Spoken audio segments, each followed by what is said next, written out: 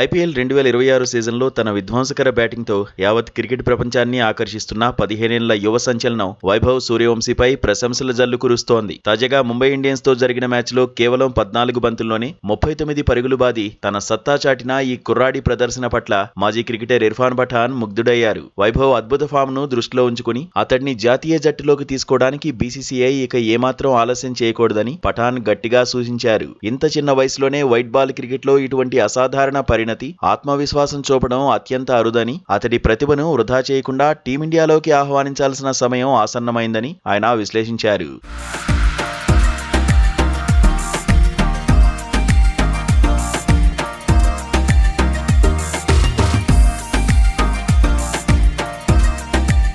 ముఖ్యంగా ప్రపంచ స్థాయి బౌలర్ జస్ప్రీత్ బుమ్రాను వైభవ్ ఎదుర్కొన్న తీరు క్రికెట్ పండితులను ఆశ్చర్యపరుస్తోంది. గతేడాది బుమ్రా బౌలింగ్ లో అవుట్ అయ్యాను, కానీ ఈసారి అతడి బౌలింగ్ లోనే భారీ స్కోరు చేస్తానని వైభవ్ గతంలో చేసిన సవాల్ను క్షేత్రస్థాయిలో నిజం చేసి చూపించడం అతడి మానసిక దృఢత్వానికి నిదర్శనమని పఠాన్ కొనియాడారు. వైట్ బాల్ క్రికెట్ లో బుమ్రా వంటి మేటి బౌలర్ ను ధీటుగా ఎదుర్కోగలిగిన సత్తా ఉన్న ఆటగాడిని వేచి చూడాల్సిన అవసరం లేదని, త్వరగా జట్టులోకి తీసుకుంటే వైభవ్ మరో 20 ఏళ్ల పాటు భారత క్రికెట్ కు సేవలందించగలడని అభిప్రాయపడ్డారు. ఇది కేవలం ఒక ప్రదర్శన మాత్రమే కాదని, భారత క్రికెట్ భవిష్యత్తుకు ఇది ఒక గొప్ప సంకేతమని ఆయన పేర్కొన్నారు.